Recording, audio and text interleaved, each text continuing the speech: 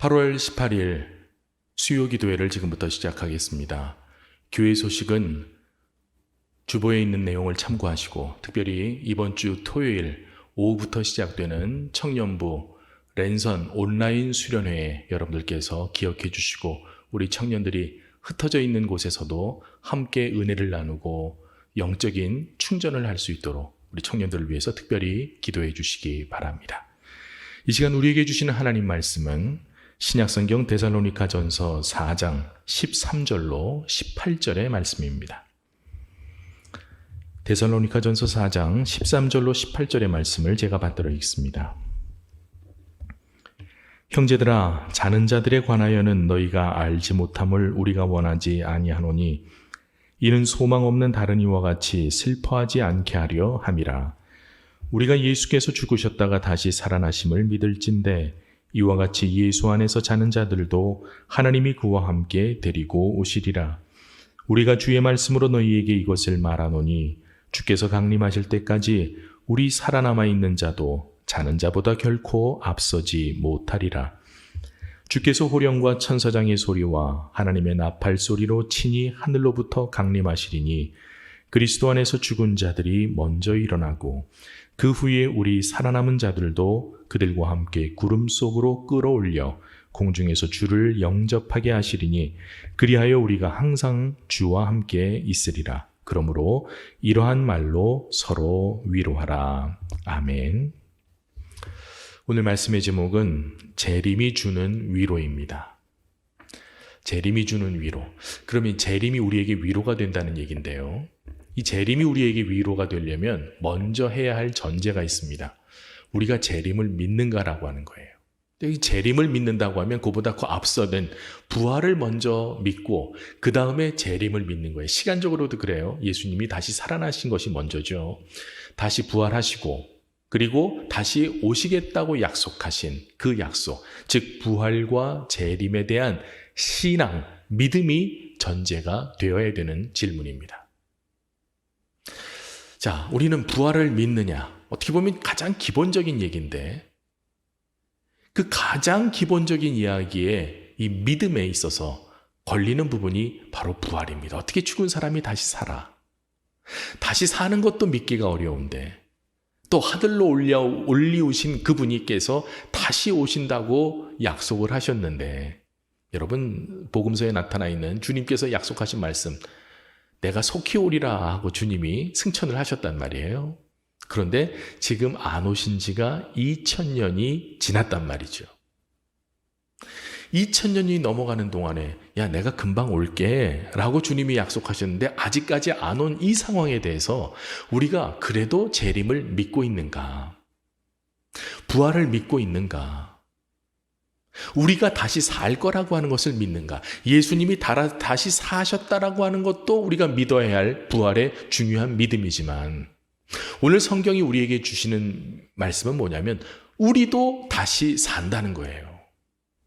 잠자는 자들, 성경에서는 죽음과 잠을 동일시하죠. 예수님께서 죽은 사람들을 살리실 때 뭐라 그러셨어요? 잔다. 사람들은 죽었어요 그러는데 자는 거야.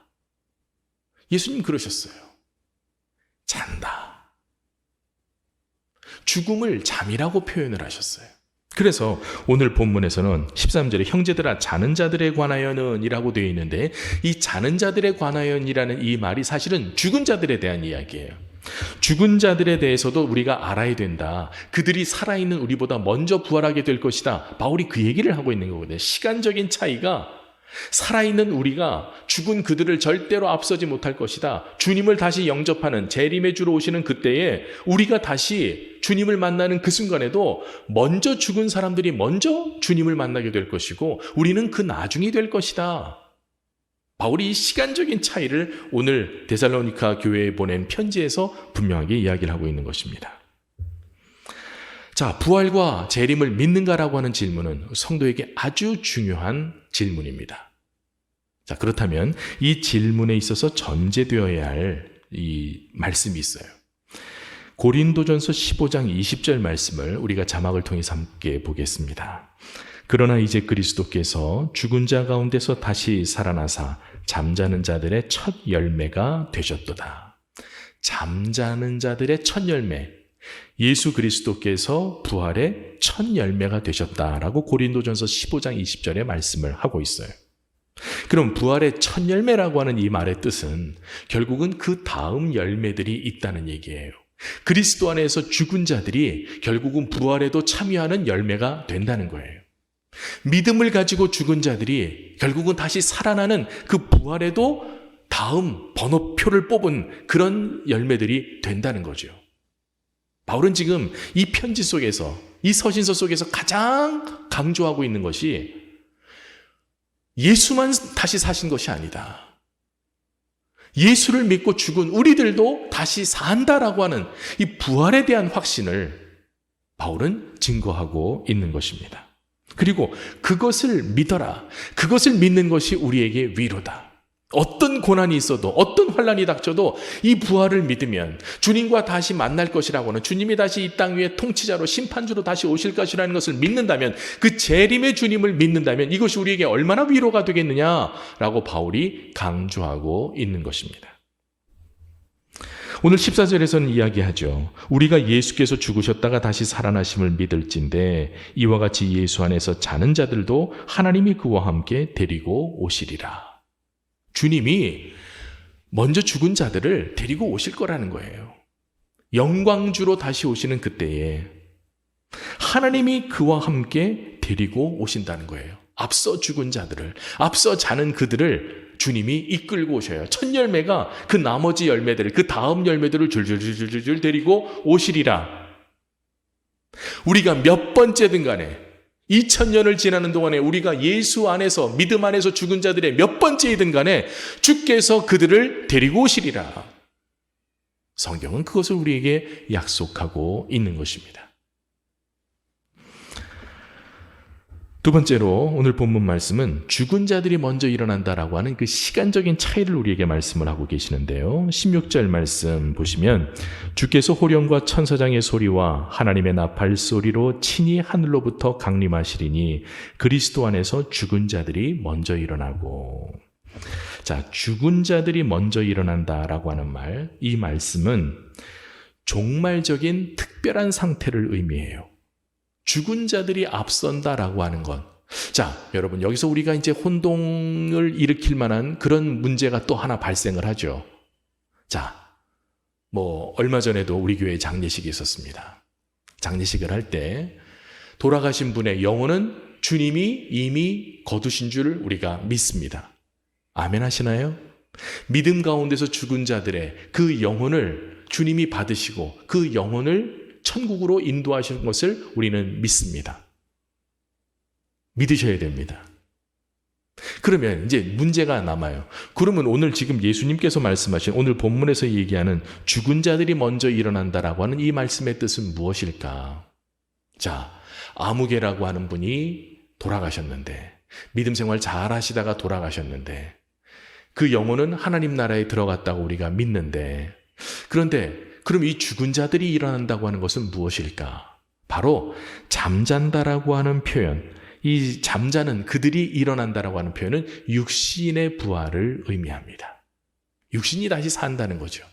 그러니까 그것이 지금은 영혼과 육체가 분리된 것이 죽음인데, 땅에 매장을 했든 혹은 화장을 해서 유골을 모셨든 아니면 그냥 먼지로 흩어져 강이나 바다에, 그러면 안 된다고는 하는데 어쨌든 그렇게 가는 경우도 있죠. 그렇게 해서 우리가 그분의 유해를 잘 모시든 아니면 정말 자연으로 돌아가게 하든 간에 어떻든 간에 하나님께서 그 잠자는 자들, 그 죽은 육체들을 다시 일으키신다는 것. 이것이 우리가 기억해야 할 주님의 재림의 순간에, 주님이 다시 오시는 순간에 그 죽은 자들이 일어날 것이다. 우리가 어떤 모습으로 장례를 치렀던 그 장례를 치는 육신의 모습이 변화될 것이다. 그래서 지금은 덜 하세요. 지금은 연세 많으신 분들도 화장을 하는 부분에 대해서 그렇게 불편하게 생각하시는 분들이 많지 않으시고, 오늘도 어떤 교회 은퇴 권사님 한 분께서 저에게 오셔갖고 잠깐 짧게 이야기하시면서, 목사님, 제가 연명 치료를 안 하려고 하는데 이것이 성경적으로 문제가 있습니까? 없습니까? 하고 저에게 묻고 가셨거든요. 제가 괜찮다고 말씀을 드렸어요. 여러분, 연명치료에 대해서 우리가 하나 생각해야 될 것은 뭐냐면, 자, 연명치료를 하게 되면 우리의 육신의 생명은 늘어나죠. 더 오래 살 수 있습니다.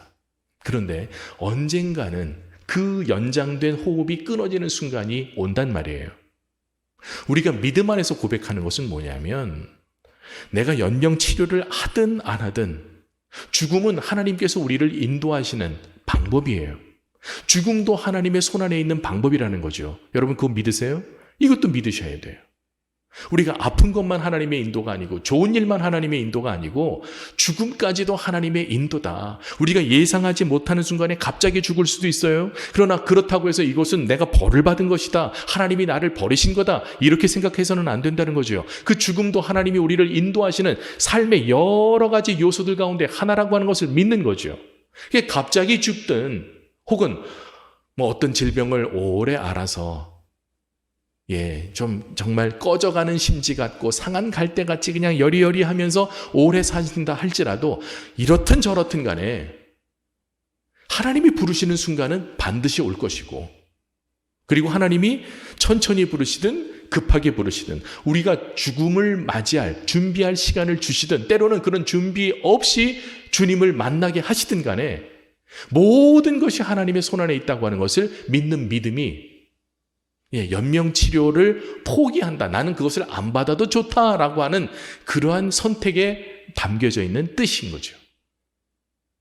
그렇다고 해서 연명치료 받는 분들은 하나님의 뜻을 거스르고 있다, 그런 뜻이 아니에요. 그거는 본인의 선택이고 가족들의 선택이에요. 그런데 중요한 것은 뭐냐면, 우리가 너무 안 죽으려고 애를 쓸 필요가 없다는 거죠. 물론 죽으려고 애를 쓸 필요도 없지만, 그러니까 우리는 죽음을 자연스러운 우리 삶의 한 과정으로 받아들이는 게 중요한 것이지, 내가 언제 죽을 거냐, 몇 살까지 살 거냐, 누워서 얼마나 앓다 죽을 거냐, 그거를 내가 알고 또 그것을 연장시키기 위해서 노력하지 않아도 된다. 이것이 우리가 가지고 있는 생명에 대한 기본적인 주장이 되어야 됩니다. 그러니까 일부러 죽으려고도 하지 않고, 그러나 억지로 연장하려고도 하지 않는 것, 그것이 생명에 대한 우리의 가치가 되어야 하는 것이죠. 자, 육체의 회복을 오늘 죽은 자들이 먼저 일어난다라고 하는 이 사건으로 우리가 받아들여야 되고요. 죽은 자들이 먼저 일어나서, 그러니까 지금은 아니에요. 지금은 우리의 영혼이 주님과 함께 천국에서 그들이 이 땅의 모든 수고를 그치고 수고한 대로 하나님의 위로, 주님의 위로를 그들이 받겠지만, 그러나 주님이 이 땅 위에 다시 재림의 주로, 심판주로 다시 임하시는 그 순간에 잠자는 자들, 죽은 육체에 대한 부활이 있을 것이다 라고 하는 것을 믿는 믿음이 성경이 우리에게 주시는 또 하나의 소망이 되는 것입니다. 그러니까 여러분, 바울이 그런 고난을 받고, 주일에도 제가 말씀드렸죠. 모진 고난을 받고 또 육체적인 고통을 겪고 옥에 갇히고 매를 맞고 채찍에 맞고 그러면서도 기뻐하고 즐거워하라 할 수 있는 것은, 하나님이 이 육체적으로 고통받는 이것에 대해서 하나님이 갚아주실 것이다 라고 하는 확신이 있었거든요. 내가 비록 죽어도, 선교 가다가 물에 빠져 죽어도 하나님이 다시 살리실 것이라고 하는 것을 바울이 믿었거든요. 그러니까 그가 그 모든 고통을 두려움 없이 맞이할 수 있었던 것입니다. 자, 세 번째로 17절에서는 이야기합니다. 그 후에 우리 살아남은 자들도 그들과 함께 구름 속으로 끌어올려 공중에서 주를 영접하게 하시리니 그리하여 우리가 항상 주와 함께 있으리라. 자, 공중에서 우리가 주를 영접하게 된다는 거죠. 죽은 자들이 먼저 일어나서 주님을 영접하고, 그 다음에 우리가 그것이 살아있는 우리의 육체에서 그 공중으로 올려서서 결국은 신비스러운 경험을 하게 될 것을 바울이 이야기를 해요. 그러니까 바울이 3층 천에 갔다고 하는 그 경험에서 나오는 이야기죠. 이 모든 이야기가. 그러면서 이제 결론적으로, 그러면 주님을, 재림의 주로 임하시는 그분을 내가 만나요? 어떤 영적인 신비한 경험을 해요? 그 경험의 최종적인 결론은 뭐냐? 결국 우리가 항상 주와 함께 있게 된다는 것. 그거예요. 그러니까 그 신비한 경험의 종착점은 우리가 항상 주와 함께 있을 것이다. 영원히 주와 함께 있을 것이다. 이것이 바울이 생각했던 궁극적인 미래, 성도의 미래예요. 고난을 겪든, 그래서 십자가에 달려 죽든, 사자밥이 되든, 옥에 갇혀 죽든, 매 맞아 죽든, 돌에 맞아 죽든, 배가 파손해서 가라앉아 죽든, 물에 빠져 죽든, 그 죽는 과정이 어떻든 간에 모든 죽은 자들이 함께 일어나고 살아있는 자들도 공중에서 주님을 만나게 돼서 그 다음에는 어떻게 되느냐? 우리가 영원히 주와 함께 있게 될 것이다. 난 그것만 생각하면 어떻게 살아도 좋다. 언제 죽어도 좋다. 어떻게 죽어도 좋다. 이것이 바울의 결론이었던 것입니다. 주님과의 동행이 종말적인 희망의 상황이었던 것이죠. 주님과 동행한다고 하는 것. 이것이 바울이 궁극적으로 기다리고 마지막에 내게 주는 축복이다. 하나님이 내게 주시는 축복이다. 그것은 내가 주님과 함께 있는 것이다. 그것이 재림의 주를 기다리는 바울의 최종적인 목표였습니다. 그래서 오늘 본문의 마지막 절 말씀해 보시면 그러므로 이러한 말로 서로 위로하라는 18절 말씀이 있어요. 이러한 말로 서로 위로하라. 자, 지금 이 위로가 필요한 것은 뭐냐면 지금 데살로니가 교회가 어려움을 겪고 있는 거예요. 핍박을 받고 있어요. 신앙적인 문제로 흔들려요. 교인들끼리 불화해요. 교인들끼리 막 싸워요. 여러분, 교인들끼리 싸우면 교회 나가고 싶어요? 안 나가고 싶어요? 교회가 다툴 때 다투면서도 결국은 끝까지 교회 나오는 사람은 나와요. 싸움 아니라 뭘 해도 교회 나오는 사람은 나오는데 문제는 뭐냐면 그 싸우는 과정에서 믿음이 약한 사람들이 교회를 떠나는 게 문제죠. 그래서 노치준 지금은 목사님이 되셨습니다. 제가 신학교 다닐 때는 이제 사회학 교수님이셨는데 그분이 번역한 책 중에 보면 교회의 분열은 사회에 대한 교회의 윤리적 패배다라고 하는 그러한 책이 있어요. 교회가 분열을 해요. 그런데 그 교회가 물론 싸울 때는 다 이유가 있고요. 또 싸우다가 또 깨질 때는 또 그만한 이유가 있겠죠. 그런데 교회가 깨진다고 하는 것은, 교회가 갈라진다고 하는 것은 사회에 대한 윤리적으로 교회가 지는 거다. 사회에 대해서 교회가 우린 교회야, 거룩한 교회야라고 내세울 수 없는 오히려 윤리적인 부분에 대해서 지는 그 패배를 인정하는 사건이다라고 굉장히 아주 무서울 정도로 책망하는 책이 있었습니다. 그분이 번역한 책이에요. 그러니까 교회 분열이 얼마나 사회에 교회의 위신을 떨어뜨리는 일인지. 여러분, 우리 가까운 교회도 있잖아요. 제가 와서도 경찰차가 몇 번씩 오고 오랫동안 지금은 다 끝났다고 하는데 그게 뭐예요? 깨지면 서로 힘든 거예요. 참 건강하고 모범적인 교회였다가 다툰 그 일로 인해서 교회가 다 힘을 잃어요. 나간 사람이나 남은 사람이나 다 힘든 거예요. 윤리적으로 진 거예요. 안 믿는 사람들에게 교회 욕먹이고 그것이 결국은 믿음 약한 사람들을 교회를 떠나게 하는 거잖아요. 그러니까 이런 문제가 데살로니가 교회에 있었다는 거죠. 그러니까 그 상황에서 막 믿음이 흔들리고 하는 거기에서 이러면서도 내가 교회를 가야 돼? 이렇게 싸우는데 교회를 내가 계속 가야 돼? 이번 주에 정말 교회 가기 싫어. 그러는 과정에서, 그런 상황에서 바울이 이야기하는 거예요. 너흰 그래도 부활을 믿잖아. 너흰 그래도 주님의 다시 오심을 재림을 믿잖아. 자, 주님이 다시 오시면 우리를 이렇게 위로해 주실 거야. 우리를 이렇게 살려 주실 거야. 이렇게 고난받다가 죽어도 하나님이 우리를 다시 살리시고 먼저 앞서 죽은 그 자는 자들을 하나님께서 가장 먼저 살려 주실 거야. 그것을 믿는 바울의 이 믿음이 성도들 사이에 위로가 되라는 뜻이에요. 우리의 위로가 되라는 거죠. 부활과 재림은 결국은 우리의 위로예요. 부활을 믿는다? 내가 고난 가운데 죽어도 주님이 다시 살리셔. 내가 고난 가운데 죽어도 주님이 다시 오시면 내 이 썩어진 육체가 다시 일어나서 주님을 영접할 거야. 주님과 함께 영원히 동행하게 될 거야.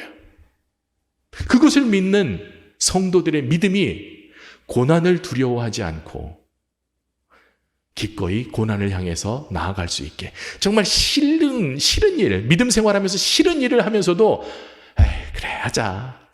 그래 하자 라고 견디며 버티게 하는 그런 동력이 되었다는 거예요. 그걸 기억하라는 거죠. 자, 그렇다면 이제 마지막으로 우리가 부활을 믿어요. 재림도 믿어요. 이제 그런 우리들은 이 땅 위에서 어떻게 살아야 될까? 부활과 재림을 믿는 우리의 태도는 어때야 되는가 하는 것을 세 가지로 말씀을 드리겠습니다.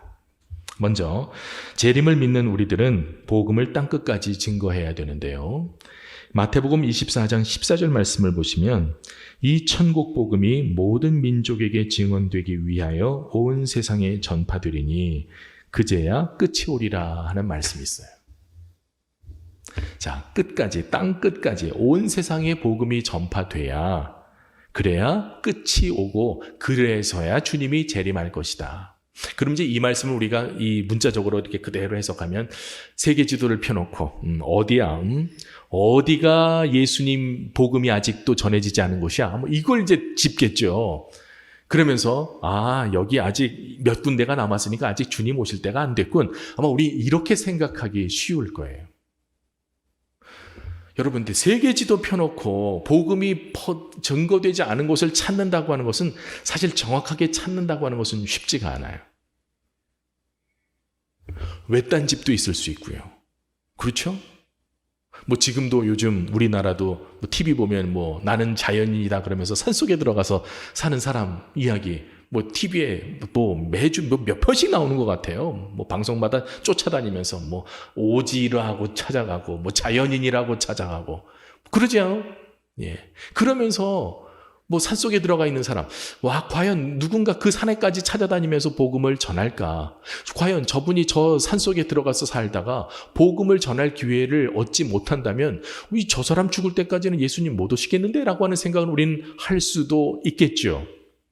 근데 여기서 말하는 것은요, 온 세상에 전파되리니, 그러니까 이 온 세상이 전파된다고 하는 이 말의 뜻은 결국은 우리가 선교와 전도에 힘쓰는 삶을 살라는 거예요. 복음이 전해져야, 땅끝까지 복음이 전해져야 주님이 다시 오신다. 그러면 너희는 어떻게 되냐? 주님을 기다리냐? 마라나타, 계시록에 있는 마지막 말씀처럼 주 예수여 어서 오시옵소서. 이 고백을 하려면 우리는 열심히 선교적인 삶을, 전도적인 삶을 살아야 된다는 거죠. 그게 주님의 다시 오심을 기다리고 믿는 사람이 해야 할 가장 중요한 자세라는 거예요. 내가 아니어도 하겠지 내가 나까지 안 해도 되겠지. 나까지 참여 안 해도, 나까지 전도하지 않아도. 근데 여러분, 이 선교적으로 산다라고 하는 것, 내가 전도하는 그런 마음으로 산다고 하는 것은 우리가 삶의 순간순간 내가 만나는 모든 경험에서 예수 믿는 증거자로 살기 위해서 노력하는 거예요. 요즘 조합에서 이 교회 주변을 청소하고 났더니 이 좀 쓰레기가 옛날보다는 많이 줄었어요. 그런데 아주 깨끗해진 것은 아니고요. 간간히 버려요. 전에 우리 교회 브이로그 할 때도 우리 부목사님들이 소개를 했습니다마는 그때처럼 막 그렇게 수북히 쌓이는 것은 아닌데 간간히 그냥 교회 울타리, 저쪽 울타리 안 보이는 곳에다 이 던져놓고 가는 그런 그 쓰레기들이 있어요. 만약에 내가 쓰레기를 누군가에게 이렇게 던져놓고 그 다음에 마주오는 사람에게 예수 믿으세요라고 말한다면 제대로 이 복음이 전달이 안 되겠죠. 당신 조금 전에 쓰레기 저 울타리 바깥으로 던지는 거 내가 봤는데, 그런데 그 쓰레기 막 함부로 버린 사람이 나한테 지금 복음을 전해 예수를 믿으라고 해요. 여러분 듣겠어요? 안 듣죠. 이 말을 전하는 이유는 뭐냐면, 이 말씀의 뜻은 내가 선교적으로 전도하는 사람으로 산다고 하는 것은 결국은 누구에게든지 복음을 전할 수 있는 그런 준비, 그런 긴장을 하면서 사는 거예요. 그러니까 우리 삶이 어떻게 되겠어요? 훨씬 더 바르게 되는 거죠. 운전하시는 분은 지켜야죠. 안 지키면서 내가 선교적으로 내가 전도할, 그 다음에 누구를 만난들 내가 예수 믿으라고 말하겠어요? 내가 엉망으로 운전하는 것을 봤는데 그 사람에게 내가 복음을 전하면 믿겠어요? 여러분, 우리 교우들 차가 의외로 우리 주변에 많을 수 있어요. 여러분 조심하셔야 돼요. 운전하실 때도 그냥 여러분 앞뒤에 우리 교우, 우리 집사님, 권사님, 장로님, 목사님 차가 있겠거니 하고 운전을 하세요. 그러면 좀 어떨까요? 마음이 훨씬 더 긴장이 되시겠죠. 어디 내 옆에 뭐 함부로 좀 끼어드는 차가 있어요. 속이 상해 그러면 빵거리고 막 욕하고 싶고. 여러분 그럴 때 죄송하지만 저 별로 안 그러지만 아유 우리 목사님 차겠거니 하고 한번 여러분 그렇게 생각하시면 어떨까요? 우리 장로님 차겠거니 하면 여러분 마음이 어때요? 더 각박해지실래나요? 그냥 내가 잘하는 사람이라 그러면 여러분 끼워줄 수 있죠. 내가 잘하는 사람이라고 하면 뒤에서 한번 꽉 눌러도 시끄럽게 해도 씩 웃고선 갈 수 있겠죠. 여러분, 전도하는 사람으로 살고 선교적인 삶을 산다고 하는 것은 그런 의미예요. 내가 지금 앞에 있는 사람, 내 앞에 운전하는 사람, 뒤에 있는 사람에게 내가 복음을 전해도 될 정도로 살라는 얘기예요. 앞집에 사는 사람, 옆집에 사는 사람에게 인심 잃고 살지 말라는 거예요. 그들에게 욕먹고 살지 말라는 거예요. 욕 먹으면 전도할 수 없으니까. 비난받으면서 전도할 수 없으니까. 정부가 다 잘한다는 얘기는 아니에요. 그런데 사랑제일교회에서 전도하면 여러분 전도가 되겠어요? 안 되겠어요? 지금? 예? 어깨띠에 신성묵교회라고 해도 문제겠지만 예? 사랑제일교회 떡 두르고 나가면 그러면 그 전도지를 받겠냐고요? 서울시민이. 안 받을 거 아니에요. 그게 선교적인 길을 살지 못하는 자들의 모습이라는 거죠. 소리만 지르면 되는 게 아니라 예수 믿으라고 소리만 지르면 되는 것이 아니라 예수 천당이라고 소리만 높이면 되는 것이 아니라 내가 내미는 전도지를 받을 만한 관계가 되어야 될 거 아니에요. 그걸 두고 살라는 거예요. 그런 목표를 두고 살라는 거죠. 그게 바로 복음을 땅끝까지 증거하라는, 그래야 주님이 오실 때가 된다고 하는, 그것이 결국은 재림의 주를 기다리는 성도의 바른 모습이라고 하는 것을 오늘 말씀이 우리에게 가르치고 있는 것입니다. 두 번째로 약속에 대한 기대, 믿음을 가져야 돼요. 정말 주님이 재림하신다, 주님이 오신다라고 하는 그것을 내가 믿느냐, 그 약속을 기대하느냐. 베드로후서 3장 4절 말씀에 이르되 주께서 강림하신다는 약속이 어디 있느냐, 조상들이 잔 후로부터 만물이 처음 창조될 때와 같이 그냥 있다니. 안 믿는 사람들이, 이 믿는 사람들에게 주님이 다시 온다고 하면 이렇게 이제 조롱을 한다는 거예요. 지금 이 3장 4절 말씀이 안 믿는 사람들이 조롱하는 이야기예요. 야, 주께서 재림하신다며 어디 그래 어디. 그러면서 조상들이 잔 후부터 지금까지 처음 창조될 때와 같이 그대로 있잖아 지금. 무슨 주님이 재림을 한다 그래 하면서 조롱을 하는데, 이런 조롱을 받아도 우리가 여전히 주님이 다시 오신다고 하는 재림을 믿고 그것에 대한 기대를 가지고 있느냐 하는 거죠. 여러분, 제가 아까 시작할 때 말씀드렸죠. 2000년 동안 안 오셨어요. 근데 2000년 동안 안 왔다고 해서 우리가 2000년 기다려봤는데 안 오시는데 이건 안 오시나 봐 라고 우리가 포기할 수 있을까요? 아니죠. 2000년이 지났으니까 그만큼 주님이 오실 확률이, 그 시간이 점점 더 다가오는 거죠. 베드로후서 3장 8절 말씀을 한번 볼까요? 자막을 한번 보겠습니다. 사랑하는 자들아, 주께는 하루가 1000년 같고 1000년이 하루 같다는 이 한 가지를 잊지 말라 했어요. 하루가 1000년, 1000년이 하루 같아. 여러분, 이런 농담 아시죠? 하나님에게는 이 1원도 1억이 될 수 있고 1억이 1원도 될 수 있다고 하는 거, 동그라미 숫자가 많지 그렇게 중요하지 않다는 거 제가 잘 압니다. 하나님, 저에게 1원만 주십시오. 1억과 같은 1원을 주십시오 하고 누군가 기도를 했대요. 그랬더니 하나님이 대답하시기를 하루만 기다려라 그랬대요.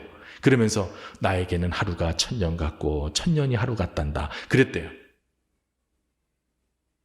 그냥 웃자고 하는 얘기인데요. 그만큼 하나님에게 있어서는 물질이나 시간이나 이런 그 개념이 우리와 같은 개념이 아니라고 하는 거죠. 여러분, 하루살이의 일생은 몇 시간이나 될까요? 물론 하루살이가 하루만 24시간만 사는 것은 아니래요.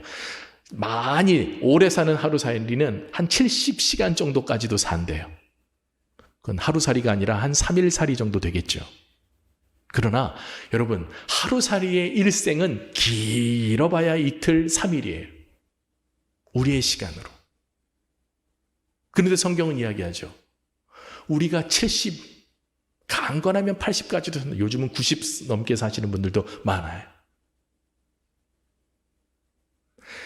하루살이의 시간과 인간의 시간이 같을 수가 없는 거예요. 인간의 평생과 하루살이의 평생이 어떻게 같아요? 하나님의 하루와 우리의 하루가 다를 수 있다고 하는 것. 주님이 곧 오신다고 하면 2000년 아니라 3000년이 지나도 3000년 만에 주님이 다시 오신다고 해도 그것이 곧 오시는 것일 수 있다고 하는 것을, 그것을 우리는 기대하고 믿음으로 살아야 하는 것이죠. 그러면 결론적으로 우리는 어떻게 살아야 되느냐? 마태복음 25장 13절 말씀입니다. 그런즉 깨어 있으라. 너희는 그날과 그때를 알지 못하느니라. 우리는 항상 그 날과 때에 관심이 있어요. 여러분, 예수님 당시에도 그랬어요. 서기관들이, 바리새인들이 예수님에게 물어요. 언제입니까? 하나님의 나라가 임하는 때가 언제입니까? 그들도 궁금했던 거죠. 2000년 전에도 궁금했던 거죠. 도대체 하나님의 나라는 언제 옵니까? 그리고 그 장소는 어디입니까? 그런데 여러분, 예수님은 그 장소와 때에 대해서 말씀하지 않으셨어요.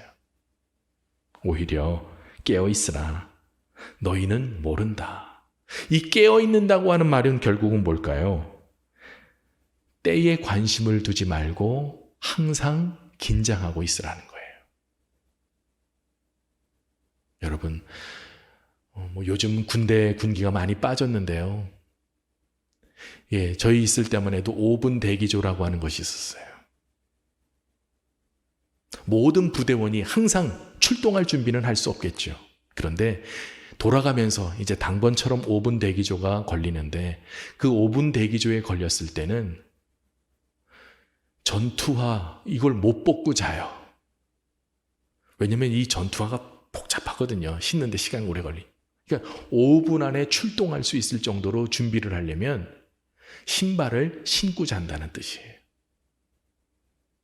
자다가 비상하면 그냥 일어나서 총 들고 바로 출동할 수 있는 그런 준비를, 팽팽한 긴장을 하고 있는 그런 그 집단이 바로 이 5분 대기조였어요. 여러분, 우리가 그렇게 긴장하며 주님의 오심을 기다리라 하는 뜻이에요.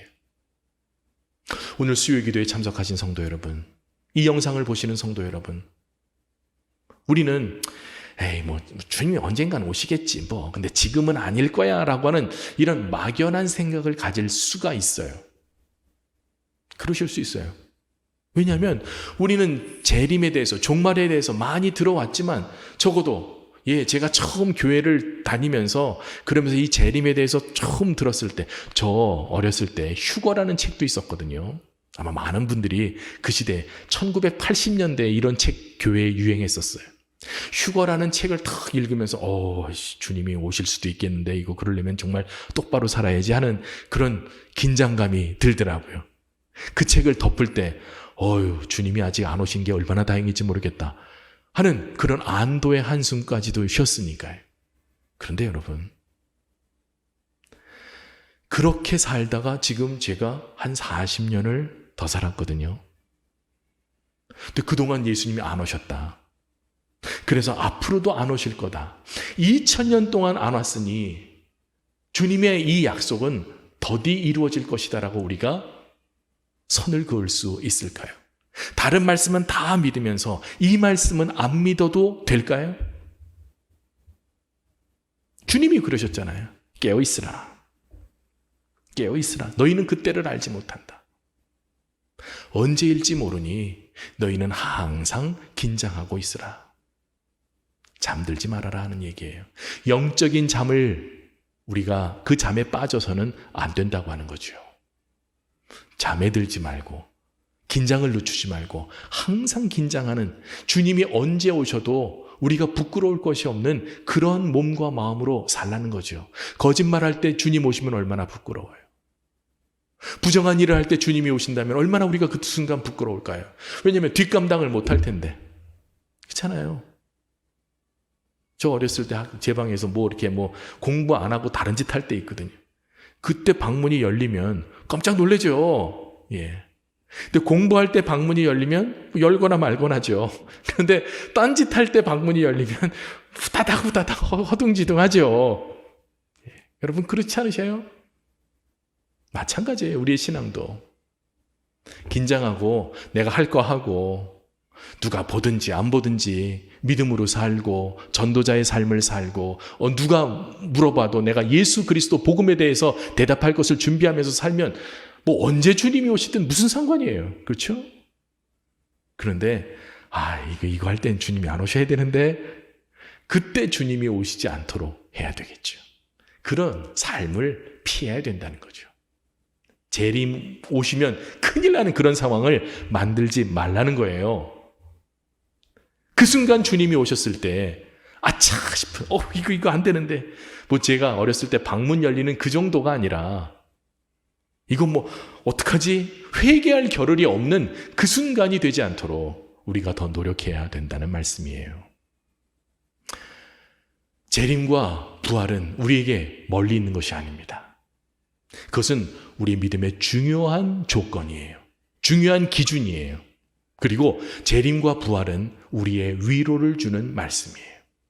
이 땅 위에서 어렵고 힘들 때, 복음 때문에 고난을 받을 때 그래도 주님이 우리를 살리셔.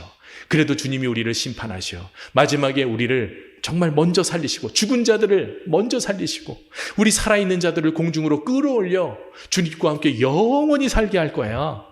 주님과 영원히 동행할 거야. 이런 바람과 기대가 우리의 삶에 정말 가장 큰 위로와 축복이 돼야 되지 않으시겠습니까? 오늘도 이 말씀 꼭 기억하시고 서로 위로하라. 그래, 주님이 우리를 살리셔. 주님이 우리를 심판하셔. 그 다시 오실 주님 앞에 부끄럽지 않은 모습으로 하루하루를 살아가시는, 매 순간 긴장하면서 살아가시는 저와 여러분 모두가 되시기를 주님의 이름으로 축원을 드립니다.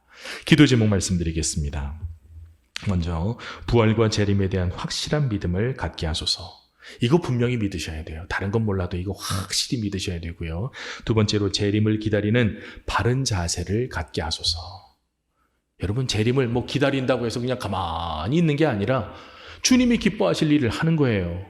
재림을 깨어 있는 거죠. 선교적으로 사는 거예요. 그런 삶을 살아야 되고요. 마지막으로 주님의 재림을 통해 믿음의 위로를 얻도록 기도해 주시기 바랍니다. 재림은 위로가 필요한 자들에게 믿음의 위로가 됩니다.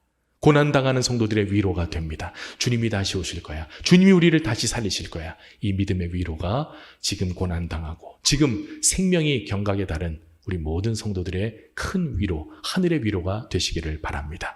주신 말씀과 기도의 제목 가지고 함께 기도하겠습니다.